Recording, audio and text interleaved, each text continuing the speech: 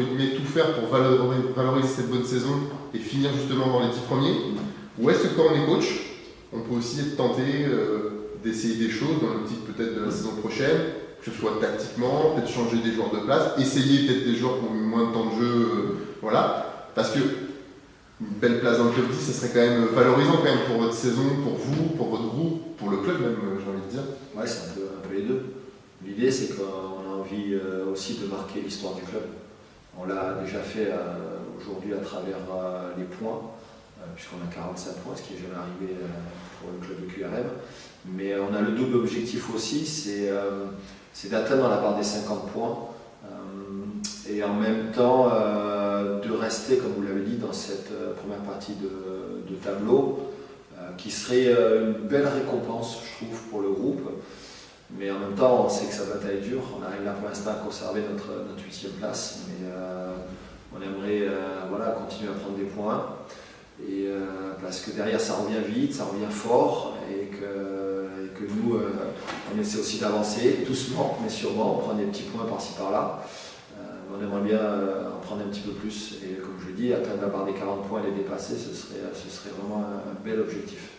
C'est compliqué de garder le groupe entre guillemets sous pression quand 97 non, parce que j'essaie bien sûr de les tenir au quotidien et je pense qu'ils ont vraiment compris le message. Et à l'image du dernier match face à Annecy, finalement le groupe aurait pu lâcher et finalement il n'a pas lâché, il a tenu à revenir à la marque une première fois, puis une deuxième fois et à la fin avec un peu plus de réussite on aurait presque pu l'emporter. Donc ça veut dire que le groupe à chaque fois il est capable de réagir, il a une réaction. Et donc ça montre bien qu'il a envie de rester invaincu, de continuer la série, mais aussi de rester dans ce top 10. Bon, tout d'abord, tu es revenu donc 6 semaines d'absence la semaine dernière. Comment ça s'est passé au niveau des sensations? Quelles ont été tes impressions? Comment tu te sens aujourd'hui? Je me sens bien, de mieux en mieux. Après, j'étais pas à 100%, j'en suis conscient. Ça va prendre un petit peu de temps, mais je suis confiant et petit à petit, ça va de mieux en mieux. Alors justement, tu reviens à un moment où le maintien n'est pas mathématiquement acquis, mais c'est quasiment comme si. Comment tu abordes plutôt cette fin de saison sans trop de pression, je suppose, mais voilà, quel est un peu ton état d'esprit pour cette dernière ligne droite? Je pense qu'on est tous quand même focus sur un objectif qui est de terminer le plus haut possible. Donc aller chercher cette 8e ou cette 7e place si c'est possible. Je pense qu'on a les qualités pour le faire et il faut qu'on se donne les moyens. Mais c'est l'objectif en tout cas, du groupe et le mien aussi.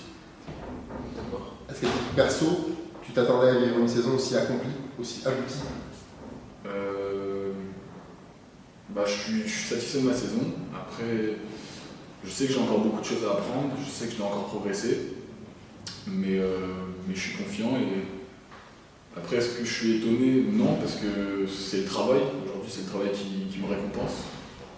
Donc il faut juste que je continue dans cette ligne de conduite, je dirais. Et t'es venu, j'imagine, pour ça, pour prendre du temps de jeu au niveau pro, pour entre guillemets te révéler au plus haut niveau. Et j'imagine satisfait de ton choix de l'été dernier de signer ici. Ouais, complètement. Le projet du club me collait parfaitement avec mes ambitions.